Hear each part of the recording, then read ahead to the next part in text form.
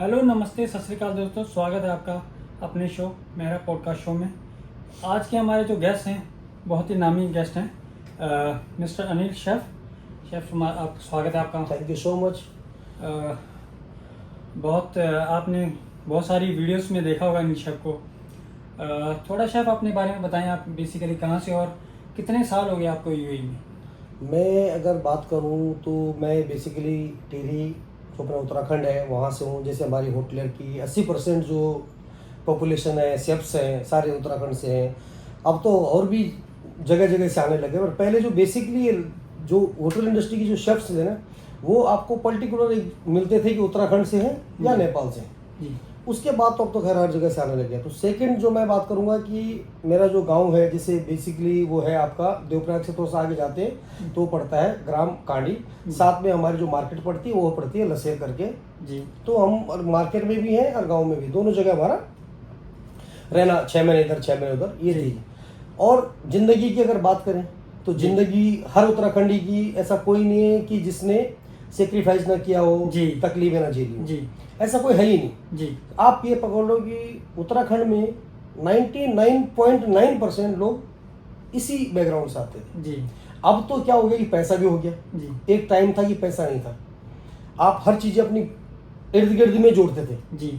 हर चीज़ अपना, याद होगा पहले हुक्का होता था जो आज हरियाणा में पीते हैं लोग, अब होटल इंडस्ट्री में शीशा बन गया। तो वो हुक्का तांबे का होता था जी। उसका जो तंबाकू था वो घर में ही ऑर्गेनिक बनाया जाता था, में किया जाता था। उसको काट के उसको उसके अंदर जो सीरा आके मिला के ऐसे, तो छोटी छोटी चीजें, मतलब कि उसमें पैसे की जरूरतें कम थी लोगों की जी। इसीलिए लोग बाहर कम निकलते थे या लोगों पर डिपेंड नहीं था, अपने घर में सुकून की जिंदगी थी। वैसी उसी स्ट्रगल से अपनी लाइफ चालू हुई। बेकरी का बैकग्राउंड भी रहा, कुछ बेकरी में भी आए। पूरी स्टोरी सुनाऊंगा तो 3 घंटे की पिक्चर बन जाएगी। मैं नहीं चाहूंगा कि ऑडियंस हमारी बोर हो। हम बात करें कि मुद्दे की कि मेहनत करें जी, और मेहनत कैसे करें, क्या करें, उसके आगे डिटेल देंगे आपको होटल इंडस्ट्री से। तो 2011 को मैं दुबई पहुंचा जी। 2011 से मैं दुबई में हूँ। यहाँ पर मैंने भी 2 कंपनियों के साथ काम किया जी। और काम करने के साथ साथ क्या है कि जो हार्ड वर्कर रही है, जो भी रही है पीछे से, वो इंडिया में भी अच्छी खासी रही है, बट अपने मन में खुद से रहा यार कि कुछ करना है जी। वो नहीं है कि ऐसा रिग्रेट कभी नहीं हुआ यार कैसी गलत जगह आ गए हम जी। वो जो रिग्रेट है ना, वो इंसान को पीछे ले जाता है कि यार मैं कहीं गलत प्लेटफॉर्म पे हूँ। तो मुझे कोई था ही नहीं प्रॉब्लम। होटल इंडस्ट्री मतलब जुनून था जी। मुझे आज आप रात को भी 3 बजे भी बोलेंगे ना यार से कुछ खाना बना दोगे क्या फट से, तो मैं कुछ भी जो भी पड़ा होगा बना दूंगा, क्योंकि मेरे अंदर उस चीज के लिए आलस नहीं है, क्योंकि मैंने पैशन के हिसाब से ज्वाइन किया। मजबूरी में नहीं आया हूँ मैं, मजबूरी थी मेरी कि मैं बेकरी में काम कर रहा था, वहां मैं काम कर रहा था, वहां मेरी मजबूरी तय की थी। क्यों? क्योंकि वो मेरा पैशन नहीं था, वहां खुश नहीं था मैं, क्योंकि मैंने बेकरी में भी काम किया, घर में अपनी बेकरी भी चलाई है। तो बहुत सारे लोग जो आपकी वीडियो को मेरे पर्सनल जो जानते होंगे या कोई फ्रेंड से होंगे जो उन्होंने साथ में स्कूलिंग करी है, तो वो भी देख रहे होंगे तो उनको मालूम पड़ेगा। तो इस तरह की जो जिंदगी होती है उसमें आपका सबसे मेन फोकस मेरे हिसाब से क्या होना चाहिए कि आप यार कोई भी काम करो ना जी, जो आपके अंदर पैशन है, जो आपका है ही, आप एक ड्रीम बना ले कि मैंने यही करना है। हाँ। आपका एक ड्रीम है मैंने ये अचीव करना है, आपका ड्रीम है मुझे यही करना है, इसी रास्ते पर चलना है, उसमें दुनिया को बुरा लगे। मैं कह रहा हूँ सिंपल सी भाषा में बोल दूं मैं, अगर आप चोरी कर रहे हैं ना दिल से, तो आप चोरी करो, बट वो ईमानदारी से होनी चाहिए। उसके अंदर ईमानदारी कितनी परसेंटेज है, मैं किसी को ये नहीं बोल रहा हूँ कि आप चोरी करो, मतलब करो उसको 100%। का मतलब है शेफ का कि अगर कोई भी आप काम कर रहे हो तो इतना पैशनलिटी हो जाओ कि वो आपका एक नाम बन जाए। आज अनिल शेफ की अगर बात की जाए तो हज़ारों लोग इनकी वीडियोस को देखते हैं। अगर ये वीडियो को पोस्ट करके 1000 मिलियन तक इनकी वीडियो जाती है, तो कहने का मतलब इन्होंने टाइम और वक्त अपना समय दिया इस चीज़ को। और अगर आप एक शेफ़ बनना चाहते हो तो इनकी अगर वीडियोस को दुबई के अंदर अगर आप शेफ़ बनना चाहते हो, अगर इनकी वीडियोस इंडिया के किसी भी कोने से अगर देख रहे हो तो आपको 80% मुझे लगता है कि आपके दुबई के रूल रेगुलेशन आपके इनकी वीडियोस को ही देख के समझ जाओगे। क्या बात ये सही है शेफ? ये 100% सही है, और ये दुबई के लिए नहीं है मैं कहूँगा, क्योंकि आप अगर मैं बात करूँ, क्योंकि मेरे बहुत सारे, मैं यहाँ पर कम से कम अप्रोक्सीमेटली 70 से ऊपर का स्टाफ ला चुका हूँ जी दुबई में जी। उसके बाद उसमें से कम 20-25 जो यूरोप चले गए, कनाडा भी चले गए, लंदन भी चले गए और जर्मनी में भी हैं। तो मेरी हर जगह लोगों से अपने स्टाफ से बात होती है, सब मेरे टच में आज भी रहते हैं और मैं लोगों के टच में पहले से भी रहता हूँ। मैं जिनको मतलब मैं छूट गया तो मैं उनके टच में रहता हूँ। तो मेरा मकसद क्या रहता है कि वो वहाँ पर वर्किंग स्टाइल कैसा है, हाँ।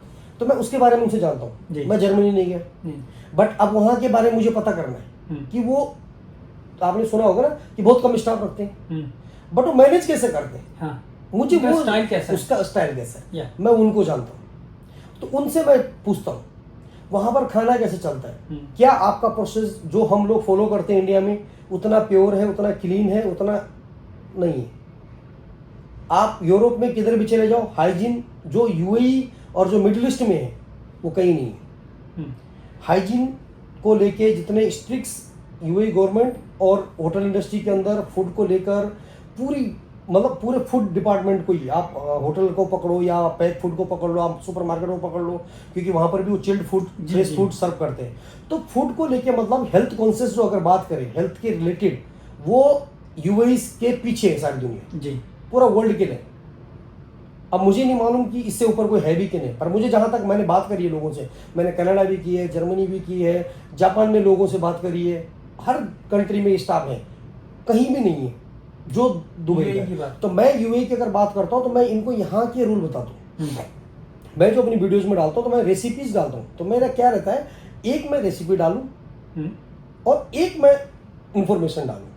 अब मैं एक हाइजीन से रिलेटेड डालूँ, हैसअप से रिलेटेड डालूँ या आईएसओ से रिलेटेड डालूँ, क्योंकि मैं हैसअप का टीम लीडर हूँ। तो मैं हमेशा सोचता हूँ कि मैं इन चीज़ों को थोड़ा थोड़ा करके बीच बीच में ये भी नॉलेज दूँ और रेसिपी भी दूँ, नॉलेज भी दूँ और रेसिपी भी दूँ। अब रेसिपी की अगर बात करें तो रेसिपी एक ऐसी चीज़ है कि उसको आप ये भी नहीं बोल सकते कि आज के टाइम में वो स्टैंडर्डाइज नहीं है जी, क्योंकि वो अब हर किसी का अपना एक स्टाइल बन चुका है जी। आजकल आप देखेंगे, आप चले जाओ, पहले की एक बात मैं बताना चाहूँगा कि पहले जो होटल इंडस्ट्री में ना, आपको मालूम होगा कि स्ट्रीट फूड नहीं होता था जी। किसी रेस्टोरेंट होटलों में ये आपका आलू टिक्की नहीं बिकता था, छोला भटूरा नहीं बिकता था। आज इसको even 5 star, 7 star, Michelin star, हर होटल हर रेस्टोरेंट अब समोसे को प्रेजेंट कर दिया, उसको आगे फॉर्म लगा दी, उसके ऊपर 2 डिप डाल दी और उसको भी अब सर्व कर रहे हैं। तो स्ट्रीट फूड को आज होटल भी चला रहे हैं। तो उसका रीजन ये है क्योंकि अपने अपना खाना नहीं चल रहा है। जो अगर कोई बोलता है कि आज की डेट में यार हम तो बहुत बड़े शेफ बन गए, अगर हम इतने बड़े शेफ बन गए, आज तक क्या कर रहे हैं हम उसको, हम सिर्फ कॉपी तो कर रहे हैं, क्रिएट किसने किया जी। बटर चिकन को क्यों नहीं आज कोई रिप्लेस कर पाया, दाल मखनी को क्यों नहीं रिप्लेस कर पाया जी, नहीं कर पा रहे ना, सब उसी को बेच रहे हैं, सिर्फ उसके ऊपर कोई आप फूल पान पत्ती लगा लो, हाँ जी हमने गार्निश के ऊपर खेल रहे हैं, गार्निश के ऊपर खेल रहे हैं। एक शेफ का मैं देख रहा था तो उन्होंने बटर चिकन के ऊपर बुराटा चीज डाल दी और बुराटा चीज के साथ सर्व कर दिया, बोलते मैंने दुबई में इंट्रोड्यूस किया है, बहुत अच्छा ब्रांड है, मैं नाम नहीं लूंगा, नहीं नाम नहीं। तो इसलिए वो चीजें जो है ना वो नहीं है कामयाब होने के तरीके, और वो है आपका हार्ड वर्किंग, आप कितने पैशनेट हैं वो है, और हाइजीन को रिलेटेड लेके यूएई से ऊपर कोई नहीं। तो शेफ इसके साथ साथ बात करेंगे होटल इंडस्ट्री में आज की डेट में हर एक युवा, हर एक, अभी तक तो लड़के थे, अभी तक लड़कियां भी हुए होटल इंडस्ट्री के अंदर एकदम आग की तरह आ रहे हैं। बिल्कुल इंडस्ट्री में ऐसा क्या हो गया है आपने तो बहुत बैकवर्ड एरिया से आप आए हो, तो ऐसा इंडस्ट्री में क्या हो गया कि हमारे जैसे यंगस्टर तो मतलब उनका अगर पास आउट होते हैं तो बस कहते हैं कि होटल इंडस्ट्री, क्या रीजन रहता है, आप क्या सोचते हैं? मैं बताता हूँ आपको उसका, मेरी जो सोच है, मैं जो कर रहा हूँ मेरे अंदर, मेरे आप यकीन मानेंगे मेरे गूज़बम्प आ रहे हैं आपसे बात करते करते। रीजन क्योंकि ये है ही ऐसी पावरफुल इंडस्ट्री, इसके अलावा दुनिया में कोई भी ऐसी इंडस्ट्री नहीं है जहां पर आप लग्जरी देखते हैं जी। इस इंडस्ट्री में आप जब आते हैं या ज्वाइन करते हैं तो आप क्या करते हैं, सपोज अगर आप होटल के अंदर आए जी, आप एक नया ट्रेनी है, ट्रेनिंग के बाद हम काम करना शुरू कर दिया तो हम वहाँ पर एक बड़ी बड़ी सेलिब्रिटी भी आती हैं जी, आप वहाँ पर लग्जरी लाइफ भी देखते हैं जी, आप वहाँ पर देखेंगे तो लग्जरी फूड भी देखते हैं, लग्जरी लाइफ भी जीते हैं, लाइफ स्टाइल भी देखते हैं, और आप छोटे से छोटे और बड़े से बड़ी एक जेंट्री से भी मिलते हैं जी। तो वहाँ पर जो कॉम्बिनेशन होता है ना वो अब हम वो तो घर पे नहीं जी सकते। नहीं। आप सपोज दैट किसी कंपनी के अंदर, मैं एग्जांपल दूंगा, मैं किसी ऑफिस में हूँ और मैं वहाँ पर काम करता हूँ, तो मेरी लाइफ क्या होती है, एक टेबल होती है, एक कंप्यूटर होता है, एक रिपोर्टिंग बॉस होता है जी। मैंने उनके साथ काम किया, रिपोर्टिंग दी, शाम को काम घर आ और गया। अगर नहीं भी खत्म हुआ तो कल कर लेंगे जी। हमारे साथ ऐसा है नहीं। अभी हमारा रेस्टोरेंट फुल हो गया, उन्होंने खाना खाना है, क्या हम उनको बोल सकते कल आना खाना खाने? नहीं। एनी हाउ हमने उनको खाना खिलाना है, चाहे उधर अब रात के 2 बज रहे तो आप किस कंडीशन में खिला पाएंगे, क्योंकि आप उतने पैशनेट होने चाहिए जी। अब मैं आया हूँ मजबूरी में, रो के तो मैं ऑलरेडी 8 घंटे काम कर रहा हूँ, 9वें घंटे में मुझे कोई गेस्ट मिल जाए तो मेरी तो शक्ल उतर जाएगी जी। अभी आपके रेस्टोरेंट में मुझे एक गेस्ट मिल गया, मिले कि नहीं मिला आपके सामने जी। वो मेरे साथ 3 साल टच में थे जी। और वो जब आते थे वो कभी ऑर्डर नहीं देते थे, वो बोलते शेफ आप कुछ भी खिला दो।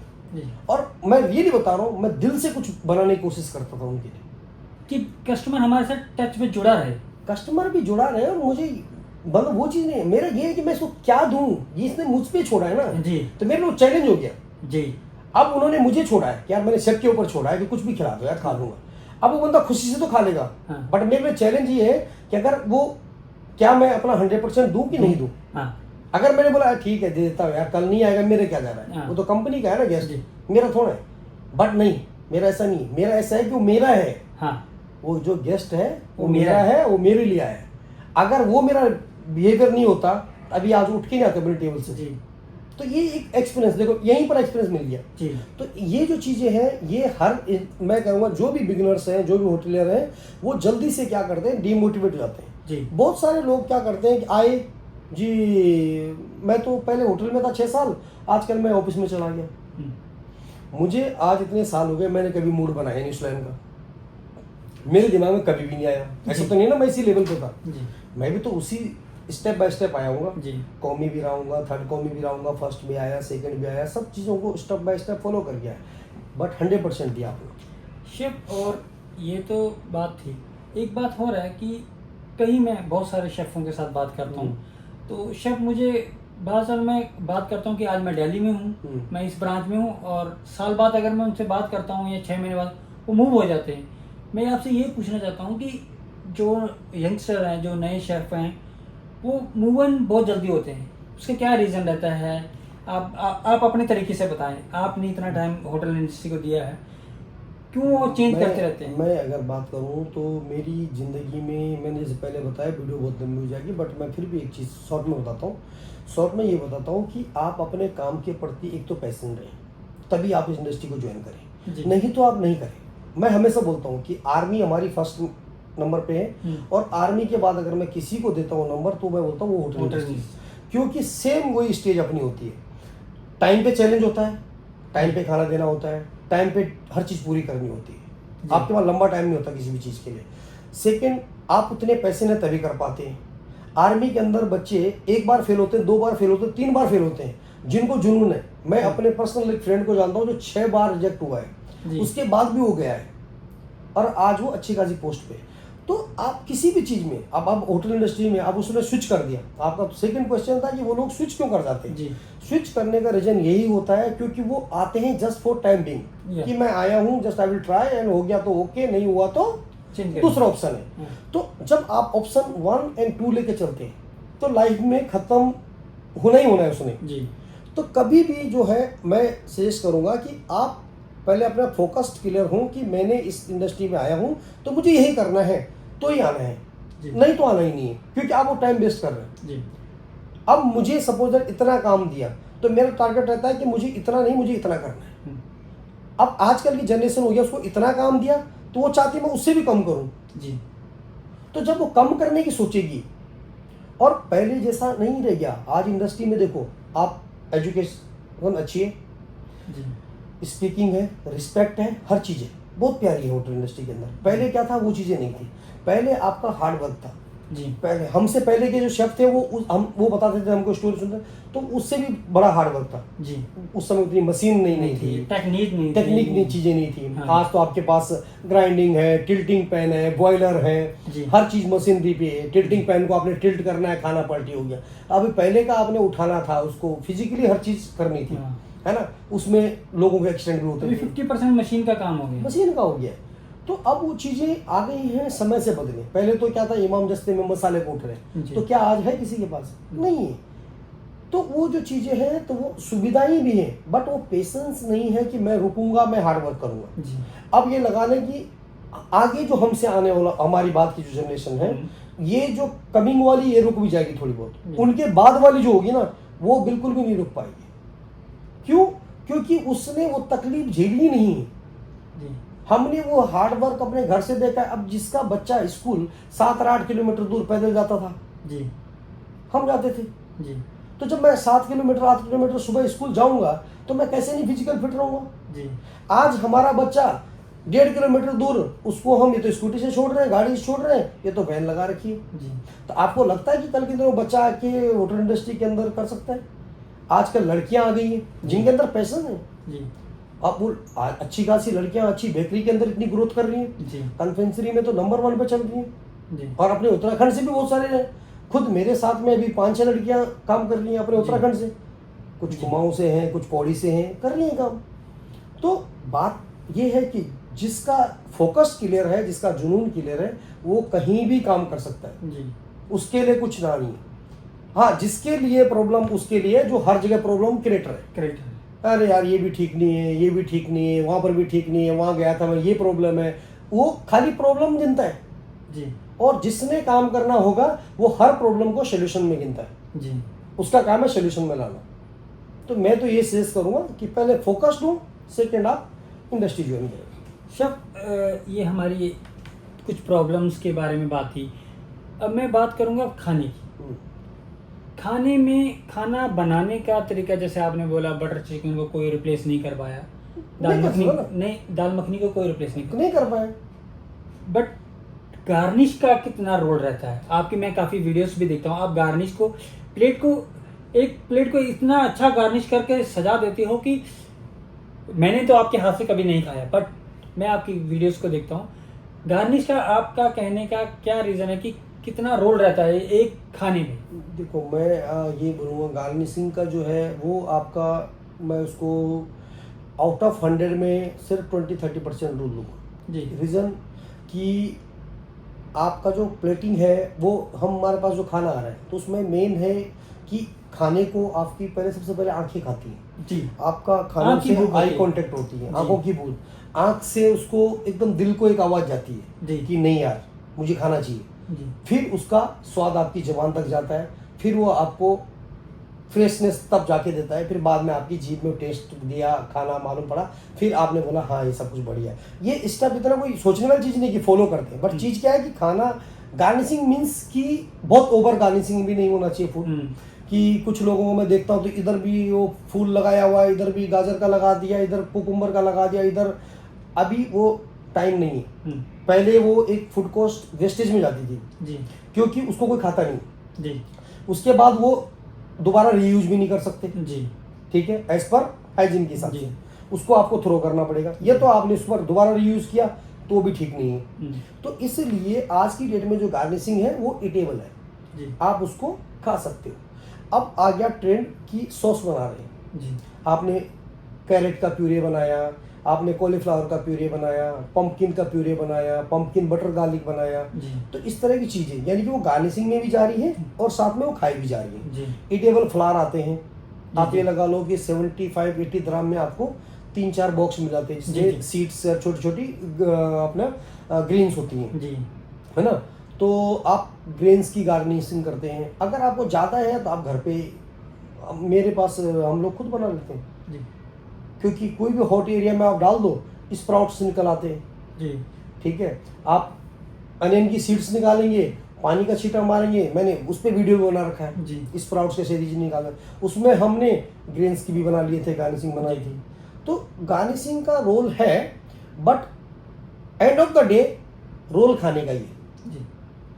और शेफ, सबसे बड़ी होटल इंडस्ट्री में एक जो मिथ है, मतलब वो सच भी है, फूड कॉस्ट को कैसे कंट्रोल किया जाए। बहुत सारे शेफ वीडियोस भी बनाते हैं, ये करते हैं, बट एक्चुअल फूड कॉस्ट को कैसे रोका जाए। मान लो आज आप तो फूड कॉस्ट निकाला, आप कर रहे हैं, आपके प्रेजेंट होने पे तो आप कर रहे हो, आपके ना प्रेजेंट होने पे फूड कॉस्ट को आप अब कैसे अपनी टीम के साथ मैनेज करते हैं कि एक्चुअल में इतना ही जाना चाहिए? सबसे बड़ी प्रॉब्लम पता कहाँ आती है कि कुछ लोगों के अंदर, सब लोगों में ही बोल रहा हूँ मैं, कुछ लोगों में, हर कोई ऐसा नहीं होता बट कुछ लोग होते हैं, कुछ लोग शेफों को ये ईगो होती है कि भाई मैंने हर चीज़ अपने स्टाफ को सिखा दी तो ये मेरे लिए खतरा बन जाएगा। और वो अपनी जगह कुछ परसेंट ठीक भी है, क्यों? क्योंकि कुछ ऑनर उसका वेट उठाते हैं कि मेरे नीचे का सीख गया तो भाई इसका क्या करना है, इसको निकाल दो जी, वो सस्ते में काम कर लेगा। ये भी होता है बट मैं इस चीज़ को नहीं मानता। मैं अपना 100% मेरा, आप मेरे स्टाफ से मिलना, आप पर्सनली उनसे पूछना, आप एक बंदे को जानते भी हो ना, आप पर्सनली पूछना कि मेरा नेचर कैसा है, क्योंकि मैं जब काम करता हूँ ना तो मैं हर टाइम डिस्कस करता हूँ जी। मैं ये नहीं रहता हूँ कि वो चीज़ मेरी मुट्ठी में रहनी चाहिए, मुझे पता होना चाहिए और किसी को पता नहीं होना चाहिए, नहीं।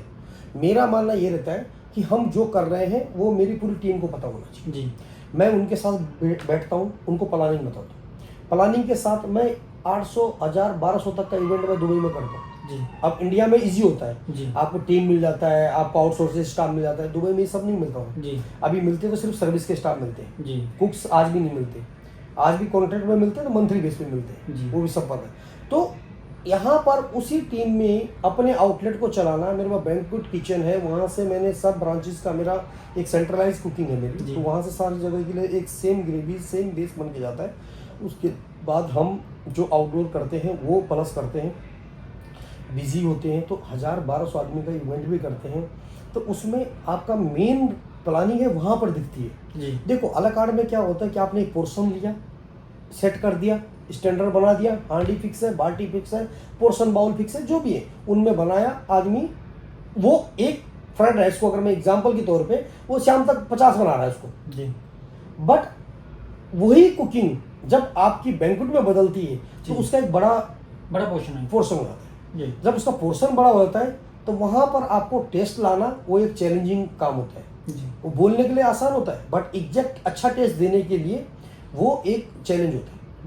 तो आप एक अच्छा टेस्ट देने के लिए, उसको मेंटेन करने के लिए, वो उसके लिए आपको एक अच्छा एक्सपीरियंस होना चाहिए। फूड कॉस्ट डिस्कस करो स्टाफ से जी, वेस्टेज कंट्रोल करो, पोर्शन कंट्रोल करो जी। पोर्शन का आप देखो जो भी आपकी प्राइसिंग है, अब हर जगह तो बटर चिकन का हम एग्जांपल देवें तो हर जगह बटर चिकन सेम प्राइस का नहीं हो सकता जी, अलग जगह का।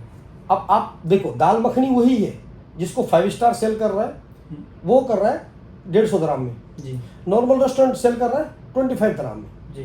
दाल मखनी उतनी है, सिर्फ उसका इंटीरियर, उसकी स्टाफ कॉस्ट, उसकी जगह की कॉस्ट वो बढ़ रही है, उस जगह पे उसकी वैल्यू बढ़ रही है, तो वो जो बढ़ रही है तो उसकी खर्चे भी उस लेवल के हैं, तो उसको जो कंट्रोल नहीं करेंगे वेस्टेज और पोर्शन, तो जगह के हिसाब से पहले हमको डिसाइड करना पड़ेगा पोर्शन के ऊपर डिसाइड करना पड़ेगा कि हमको इसको बनाना है तो इसका इंग्रेडिएंट ऐसे नहीं है कि अभी मैं बना रहा था तो मैंने 100 ग्राम बटर डाल दिया, दूसरा आया 300 ग्राम बटर डाल दिया जी।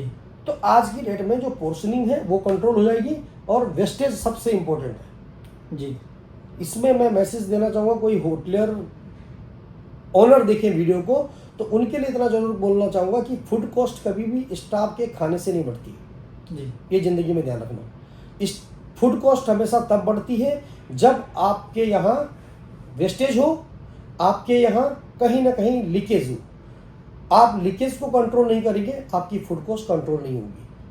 अब वो किसी भी प्रकार से हो सकती है, किसी भी वे में हो सकती है। तो स्टाफ पे लोग फोकस करते हैं एक्चुअली में कि स्टाफ ज़्यादा क्या खा रहा है, नहीं स्टाफ को ज़्यादा बढ़िया तो नहीं खा रहा है, स्टाफ को ये तो नहीं खा रहा है, नहीं स्टाफ को मैं कह रहा हूँ डेली बटर खा लेगा, कितने दिन खा लेगा जी, 4 दिन खा लेगा, 5 दिन खा लेगा, 1 महीना खा लेगा, 1 दिन वो फिर भी थम जाएगा जी। तो स्टाफ के खाने से कुछ नहीं बढ़ता है वो आपकी वेस्टेज से, लीकेज से, क्योंकि जहाँ पर स्टाफ आपका केयरलेस हो गया, अभी उसने उठाया केयर नहीं है क्योंकि वो फ्रस्ट्रेटेड है, उसने उठा के फेंक दिया गार्बेज में, तो वो है इतना छोटा बट वो धीरे धीरे मंथ एंड में वो बड़ा हो जाता है। डेली का 1 ग्राम की अगर हम बात करें, दुबई में बैठे हैं तो 1 ग्राम से हम अगर बात करें तो आपके महीने के 30 ग्राम होंगे।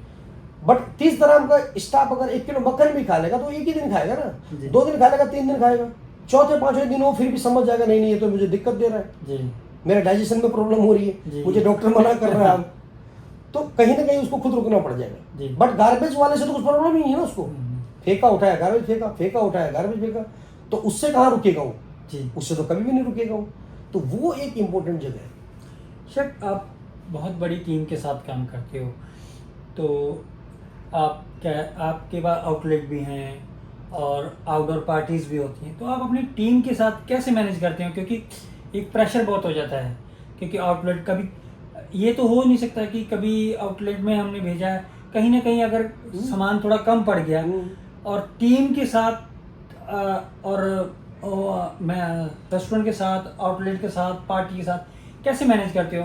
क्योंकि मैं बहुत सारी वीडियोस में आज आपके साथ बैठा भी था, ऑफ कैमरा भी, आपकी फेस में हमेशा चमक रहती है, हंसते रहते हो।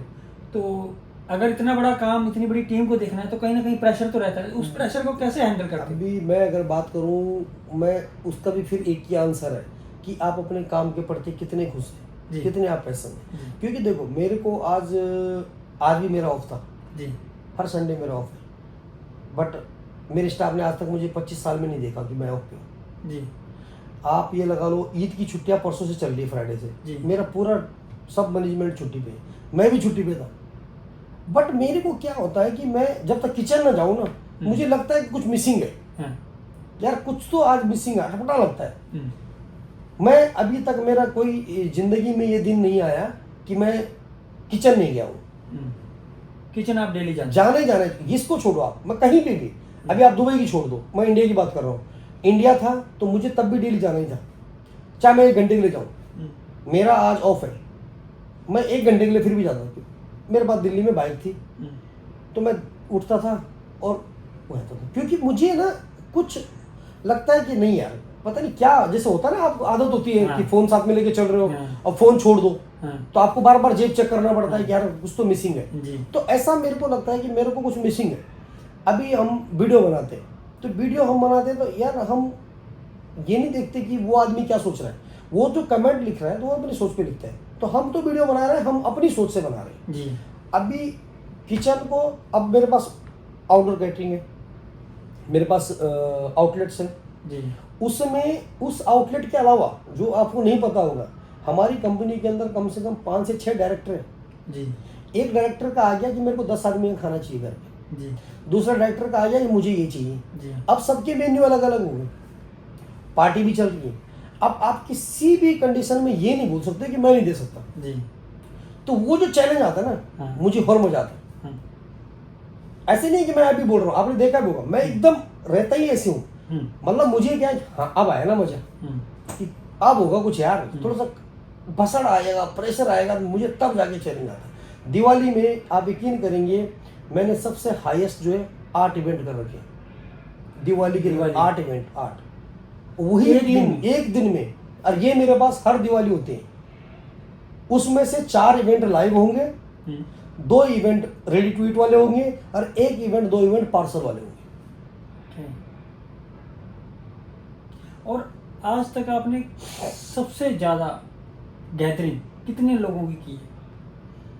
मैंने कर रखी है अप्रोक्सीमेटली, मैं इंडिया में जो था मेरे पास, तो मैं करता था 2,500 से 3,000 आदमी की मैंने कर रखी है। क्योंकि सिटी पार्क का सबसे पहले, जो मैं सिटी पार्क में रह चुका हूँ, तो सिटी पार्क का जो है अब 3 होटल अब हुए। तो पहले उनका खाली सिटी बैंक्वेट था जो पंजाब बाग में पास में था जी। तो वहाँ पर हमारे पास 1000 कवर के 3 हॉल थे जी। तो मेरे पास वहाँ पर 2003 में 29 स्टाफ सिर्फ तंदूर में था, 29 स्टाफ, और एक फ्लोर पे 6 तंदूर होते थे। तो समझो कि मेरी उस समय, उस टाइम में मैं 29 स्टाफ सिर्फ डिपार्टमेंट के संभाल रहा हूँ।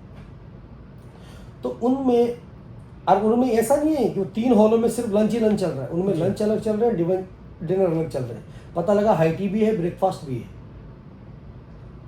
तो और वो ऐसा बैंक्वेट एरिया था कि दिल्ली में पहले कोई थी ही नहीं जी। उस टाइम के दिल्ली के अंदर जो पुराने शेफ्स होंगे उनको पता होगा, सिर्फ एक रिची होता था और एक सिटी बैंक्वेट होता था, एक गोला सिजलर होता था जी। पता नहीं अभी गोला है कि नहीं है, मुझे मालूम नहीं। 2011 से इधर ही है, तो तब से थोड़ा दिल्ली का आना जाना कम हो गया। तो ये लोग कमेंट्स करके बताएंगे, आपको मिलेगा आपको कि कौन कौन जानते हैं। तो बहुत सारा स्टाफ है। तो वो और मेरी जो रही है वर्किंग स्टाइल, तो मैं एक्चुअली में थोड़ा सा अपने उत्तराखंड में कम रहा हूँ जी। कम बोलेगा तो बहुत ही कम, 0 के बराबर। मतलब जब से मैं लाने लायक हुआ हूँ तब से मैं लेके आ रहा हूँ, जी। बट मैंने किसी के साथ काम नहीं किया। जी। मेरा जितना भी जो वर्किंग रही है, मेरी जो कुकिंग रही है ना, वो मेरी सारी मोमडन से रही है। मेरी दिल्ली में, पुरानी दिल्ली में पुराना जो स्टाफ साथ में रहे हैं जी। और होटल्स में स्टाफ रहा है, मेरे मोस्टली ज़्यादा मुस्लिम फ्रेंड्स रहे हैं। जी। आप तो हाँ, दिल्ली में तो ज़्यादा मैंने भी, क्योंकि नॉन वेज में ये सब उनको बहुत माना जाता है ना। तो मेरी जो कुकिंग है ना, मैं अपनी जो खाने हैं मेरे उन्हीं से रिलेटेड थे और उन्हीं के साथ से चला है, क्योंकि स्टार्टिंग से दौर उनके साथ में रहा है। तो जब से मैं ला रहा हूँ वो एक अलग बात है, बट मैंने मतलब किसी के साथ में काम नहीं किया जी। कि पर्टिकुलर किसी शेफ को बोला हो कि मैं तुम्हारे साथ में काम करूँगा, वो गढ़वाली होगा ना। वैसे मैंने अगर काम किया तो मैंने मोमडन्स के साथ में काम किया, तो अनीस खान के साथ मैंने काम किया। अपना एक कुरैशी थे, इम्तियाज़ कुरैशी, हमने मरकरी की ओपनिंग कराई थी जी। जगजीत सिंह गजल गायक आए थे ओपनिंग के लिए, होटल ऑर्चिड गार्डन में था मैं वहाँ पर। तो उनके वहाँ पर भी हमारे पास कुरैशी थे, ठीक है ना। तो उनकी बुक्स भी थी। अपना ये कमल मक्कड़, राहुल मक्कड़ है ऑनर, इनके कितने 4-5 अच्छे लेवल के रेस्टोरेंट थे मरकरी के नाम से। पंजाब बाग में था, करोल बाग में था, डिफेंस कॉलोनी में था, तो अच्छी जगहों पे रहा है। तो उन जगहों पे जो शेफ्स हैं वो हैं रहे हैं। मतलब उसके बाद से मेरे को अपने लोगों के साथ में, फिर जब मैं अपना हो गया तो मैं बोला यार कि थोड़ा अपने को सपोर्ट करना चाहिए जी। क्योंकि फिर मेरा लाना तो मैं 60-70 आदमी आपको गिन रहा हूँ, तो मैं उनको अगर बताऊँ तो उसमें खासपट्टी से बोल सकते हैं, टेरी से बोल सकते हैं, उसमें काफ़ी सारे नेपाली भी थे। जी। तो मेरे को जब जो जहाँ मिला मैंने उसको सपोर्ट किया है कि हायर करो। अभी मैं इसमें था विकासपुर में, हिल्टन में, तो शेफ विकास पंत थे वहाँ पर जी। सूसेफ उस समय सुरेश रतोड़ी होते थे जी। खासपट्टी के थे वो। तो वो तो मतलब उन तब मैं थोड़ा सा लंबा हेयर अच्छा था मेरा, लॉन्ग हेयर था, यहाँ तक कि वो तेरे नाम वाले दोनों साइड से उन्होंने ही टोका था मेरे को, मैंने आपको बताया था ना जी। तो उन्होंने टोक दिया था कि बोला आपको ये इस तरह के बाल नहीं रखने चाहिए। जी। तो मैंने ये थी 2007 में, तो 2007 में जो मैंने कट किया था ना, तो उसके बाद मैंने फिर बाल नहीं बढ़ाए। फिर एक बार बीच में मेरे को थोड़ा सा एक शौक हुआ था कि यार बाल बड़े करता हूँ, किए तो 2-3 महीने में वो काटने पड़ गए। जी। तो जर्नी जो है आपकी होटल इंडस्ट्री में, तो अब मैं तो ये कहूँगा कि मैनेज तभी कर पाओगे किसी भी चीज़ को, आपका इंटरेस्ट है। और इंटरेस्ट हमेशा तब आता है जब आपने उस प्रोफेशन को अपनी हॉबी से ज्वाइन किया। जी। अब एक तो मजबूरियों में ज्वाइन करेंगे, मजबूरी में काम करेंगे, तो आप किसी भी इंडस्ट्री में चले जाओ नहीं कामयाब हो सकते। तो मैं तो यही कहूँगा जितनी भी जनरेशन, कमिंग जनरेशन है या इससे पहले भी कोई काम कर रहा है, तो ना ही तो जॉब छोड़ने की ज़रूरत है, ना ही स्विच करने की ज़रूरत है। सिर्फ और सिर्फ ज़रूरत है तो अपने पैशन को बनाए रखने की और रुके रहने की, जिससे आप अपने फील्ड में अच्छे से सक्सेस होंगे। थोड़ा टाइम जरूर लगेगा, बट 100% है आप एक दिन ग्रोथ कर जाएंगे, उसमें 100% देना पड़ेगा। तो जब बहुत से लोग मुझे ऐसे भी मिले हैं, अभी मैं पीछे उत्तराखंड में ट्रैवल कर रहा था, क्योंकि मैं भी बेसिकली उत्तराखंड से हूँ, और मैं ट्रैवल कर रहा था तो बहुत अच्छे अच्छे शेफ़ थे, और आज की डेट पे वो काम छोड़ चुके हैं। मैंने उनसे पूछा तो उन्होंने कई रीज़न बताए कि वो अच्छा नहीं था वहाँ, ये नहीं था, और आज की डेट पे वो अलग फील्ड में चले गए। क्या रीज़न रहता है ऐसे शेफ़ों का कि वो जल्दी स्विच ऑफ कर जाते हैं, या फिर फील्ड को एक बुरा फील्ड बोल देते हैं कि होटल लाइन ये ऐसा है? नहीं। देखो, मैं इसमें कभी भी किसी के साथ एग्री नहीं कर सकता कि आप फील्ड को ख़राब बोल दें, क्योंकि देखो आपको पर्सनल प्रॉब्लम हो सकती है क्योंकि आप उसमें फिट नहीं बैठे। तो आप अपने आप को उसमें ये बता सकते हैं कि भाई आप फेलियर हैं, इंडस्ट्री फेलियर नहीं है, ठीक है ना। आप पर्टिकुलर एक इंसान हो सकते हो, या एक तो आप फेल पता कब होते हो, क्योंकि आप गलत लोग होंगे। अब सपोज दैट मैं एक एग्जांपल दूं कि सचिन तेंदुलकर के बारे में वो बैठ के बातें कर रहे होते, इसको खेलना नहीं आता। पता कौन बातें कर रहे होते? जो आप अक्सर देखोगे ना, कहीं पर चौराहे पे, गली में, नुक्कड़ में पत्ते खेल रहे होते ताज के जी। अब वो बोल रहे थे हम गेम के मास्टर हैं। क्या वो गेम के मास्टर हो सकते हैं? नहीं। पत्ते खेलने के? अब वो पत्ते खेलने वाले, उन्होंने कभी बल्ला नहीं पकड़ा, वो बोलते सचिन तेंदुलकर को मैच देख देखते इसको खेलना नहीं आता। तो भाई सचिन तेंदुलकर उसकी बात क्यों सुनेगा? उसका पैशन है जी, उसका फ्यूचर क्लियर है, उसको मालूम है मेरा उसके आंखों में जो घोड़े को लगाते हैं ना फ्लैपर दोनों साइड से जी। कि राइट लेफ्ट नहीं देखना, स्ट्रेट देखना है, जी। तो वो स्ट्रेट देखने के लिए सचिन तेंदुलकर ने अपने खुद के लगा दिए। जी वो दिखते नहीं है, उसने खुद ने लगा दिया कि मुझे वो बनना है।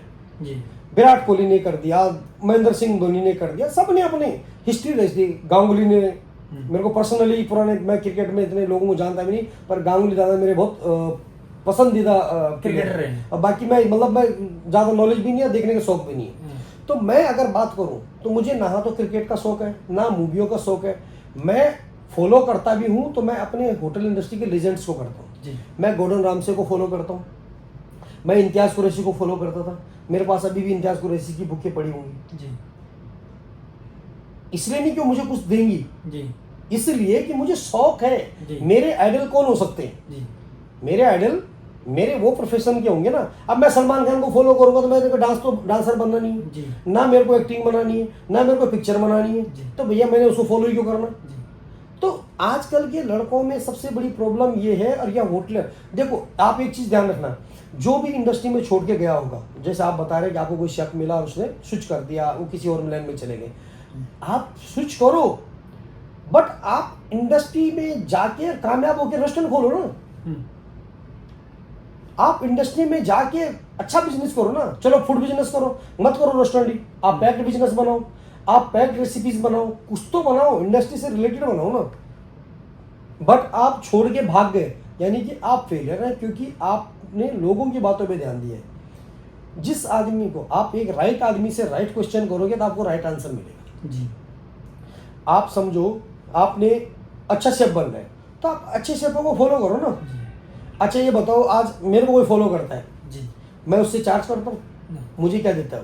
कुछ नहीं देता ना। उसको ये लगता है कि भाई मैं इसको लाइक कर दूंगा, शेयर कर दूंगा तो क्या ऐसा ना हो 1 करोड़पति बन जाए। जी हाँ, ये भी है। तो भैया तुमको कुछ नहीं दिख रहा ना, चलो मैं बन भी गया तो तुम्हारे काम आ जाऊंगा शायद कहीं पे। आज अगर मेरे वीडियो के माध्यम से अभी कम से कम नहीं होगा, मैं 15-20 स्टाफ को जॉब लगा चुका हूँ और ऐसे 1000 भी मैसेज होंगे कि मुझे जॉब मिलेगी क्या।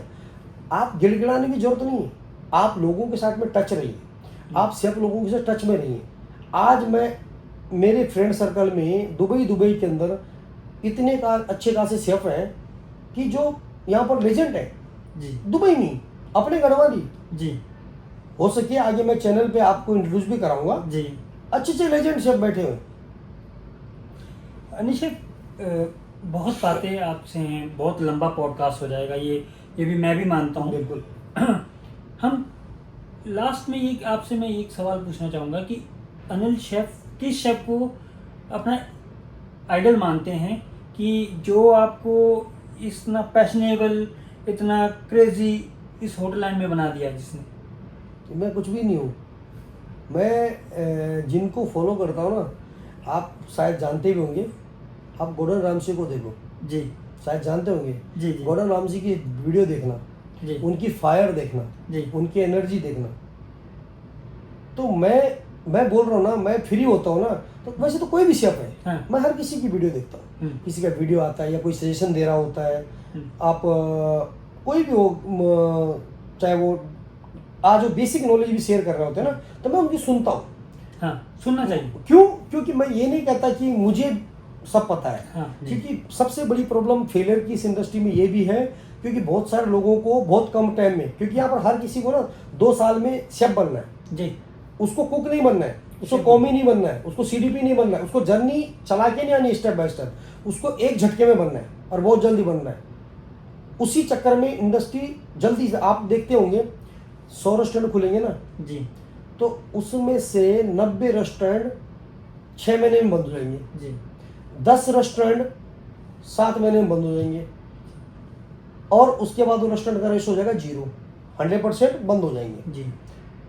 क्यों नहीं चलते हो? उसका रीज़न ये होता है क्योंकि वो कंपनी के ओनर और मैनेजमेंट गलत डिसीजन ये लेते हैं कि वो सस्ता स्टाफ रखने के चक्कर में, कम एक्सपीरियंस का स्टाफ रखने में प्रॉपर गाइडलाइन को फॉलो नहीं करते ना, वो प्रॉपर, अब वो कंप्रोमाइज कर जाते हैं किचनों में, इक्विपमेंट में, उसके बाद वो कंप्रोमाइज कर जाते हैं स्टाफ में भी जी।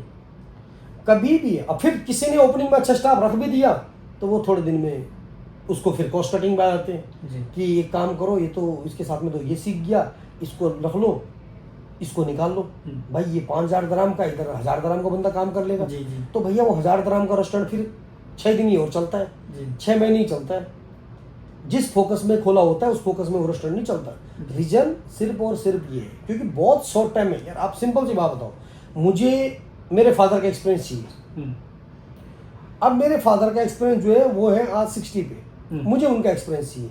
तो क्या आपको लगता है कि उनका 60 साल का एक्सपीरियंस आपको 30 साल में मिल सकता है? नहीं, पॉसिबल ही नहीं। हमको गुजरना पड़ेगा, हमको उस लाइन से गुजरना पड़ेगा उस टाइम तक। सिर्फ ये हो सकता है कि आज की जनरेशन इंटेलिजेंट है, तो वो जो उन्होंने 60 में अर्न किया आप 50 में कर लेंगे, 10 साल पहले कर लेंगे। बट फिर भी आपको इक्विपमेंट, इंटरनेट और चीजें एडवांस होगी, वो हम कुछ साल कम कर सकते हैं। बट ये नहीं कि वो 60 वाला है तो हम 20 में कर लें। हाँ, पॉसिबल तो वो पॉसिबिलिटी नहीं है। तो इसीलिए हम थोड़ा टाइम उसमें से बचा सकते हैं आज की जनरेशन के लिए, क्योंकि वो थोड़ा सा समझदार है, थोड़ा सा इंटेलिजेंट है, चीज़ें बड़ी हैं। तो इसीलिए हमको रुकना पड़ेगा, चीज़ों पे लगना पड़ेगा। बहुत जल्दी, बहुत शॉर्टकट। मैं 3-3 साल, लड़कों का आज मैनेजमेंट हो रखा है और उसने मैनेजमेंट खत्म किया है, कॉलेज खत्म किया है, वो सीधा बाहर के लिए अप्लाई कर रहा है जी। मुझे यहाँ विजिट वीजा पे कितने मिल रहे हैं, और फिर वो किसी मलवारी क्या फंसे हुए हैं।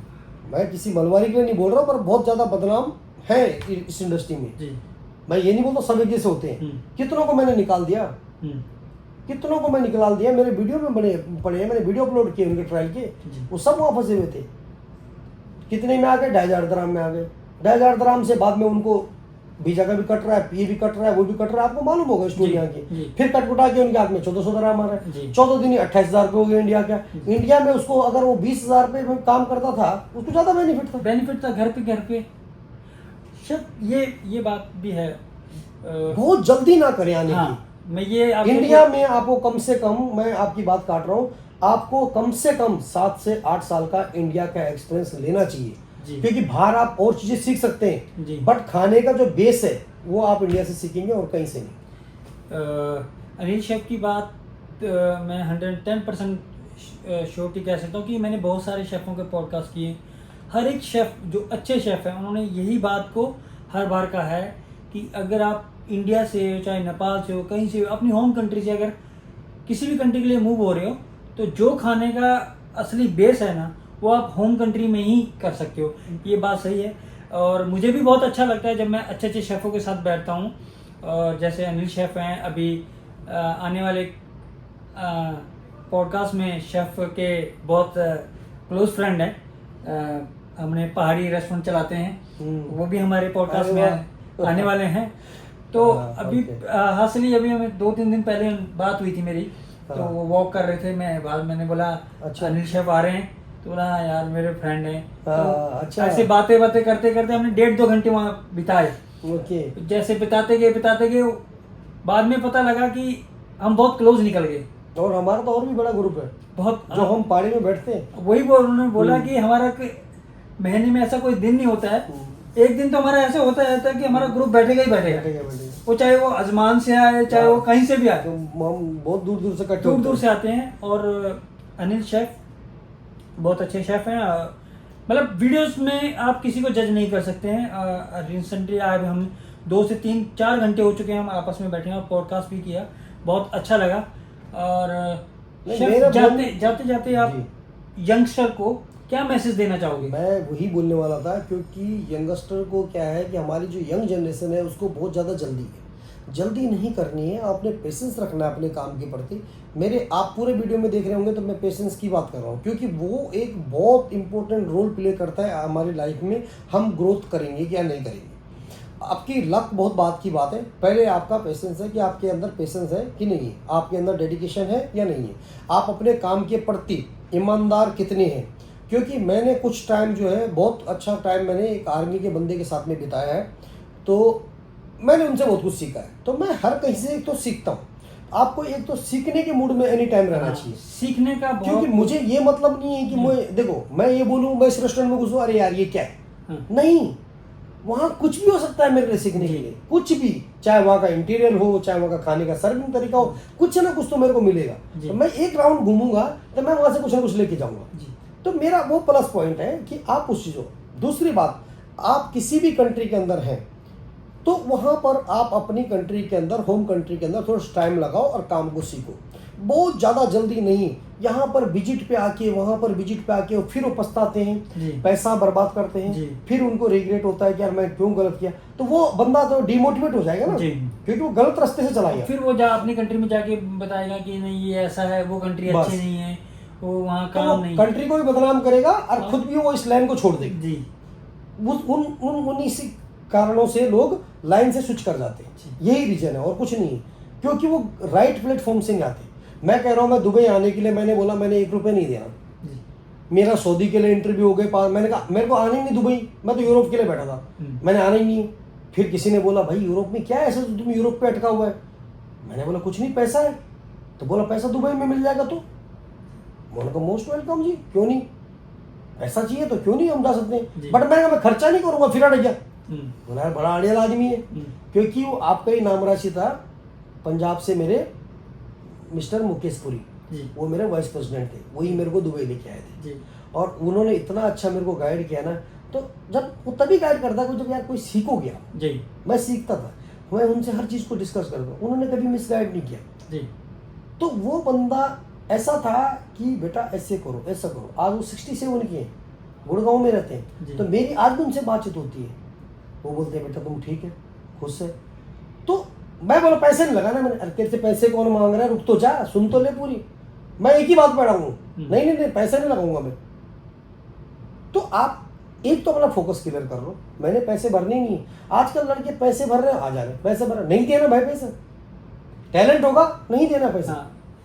शेफ का सारी बात का निचोड़ ये है कि आप अपनी कंट्री में 8-9 साल लगाएं, आप इतने कैजुअल हो जाएं कि लोग आपको खुद लेके आने चाहिए, 100% ऑनर्स आपको तरसें कि भाई मुझे यही आदमी चाहिए, और मुझे मेरा नया रेस्टोरेंट खुल रहा है और मुझे यही लड़का चाहिए। आप काम के प्रति कीड़ा बन जाओ, तो बहुत अच्छा 100% है, 100% है। आपको जब तक नहीं रखेंगे ना, नहीं कोई नहीं, हम लोगों का गिड़गिड़ाते हैं, सर मुझे बुला लो, मुझे रख लो, गिड़गिड़ाना क्यों है भाई, तुम शेफ हो, तुम्हारे अंदर टैलेंट है ना, अपने काम से भूल जाओ, तुम छोटी बड़ी जगह किसी जगह पे काम करो। मैंने क्या करना 7 स्टार का, मैंने उसकी दीवारों पे थोड़ा अपनी फोटो लगानी है जी, मुझे तो अल्टीमेटली पैसा चाहिए जी। आप देखो फोकस क्लियर है, पैसा चाहिए, पैसा कमाना है, बात खत्म, और अपने काम को इतना मजबूत करना है कोई तुम्हें फेल ना कर सके जी। अब उससे मैंने क्या करना है कि वो मिशेलिन स्टार है, वो मिशेलिन स्टार है, उसके लिए मैं विकास खन्ना से अपने आप को क्यों कंपेयर करूं। हाँ, उससे मैं कुछ सीख लूं ना, वो हमारा एक मिशेलिन स्टार शेफ है, तो हम उसके रिगार्ड रखते हैं, रिस्पेक्ट रखते हैं, तो हम उनसे कुछ सीख ले, कुछ चीजें सीख ले उनसे। बट मैं ये भी क्यों रिग्रेट करूं कि अरे यार वो तो बड़ा आदमी बन गया, तो मैंने क्या करना है जी। मैं खुद में एक बड़ा आदमी हूं भाई जी, क्योंकि मुझे परमात्मा ने सब कुछ दिया है, हाँ। हाथ दिए, पैर दिए, दिमाग दिया, सब कुछ दिया, मेहनत करने के लिए दिया, प्लेटफॉर्म दिया, और मैं इस प्लेटफॉर्म यानी चाय आपने रखी है, मैं इसको पीऊं या यहीं छोड़ दूं, तो जब उठाऊंगा कोशिश करूंगा तो तभी पी पाऊं। तो चीजें टाइम पे आपको करना है। तो बहुत अच्छा लगा अनिल शेफ आपसे बात करके, और बहुत कुछ सीखने को मिला, और आप मुझे अपना प्यार ऐसे देते रहें, और बहुत जल्दी मैं और अच्छे शेफों के साथ आपको मिलाता रहूंगा। तब तक के लिए जय भारत, जय उत्तराखंड, जय उत्तराखंड।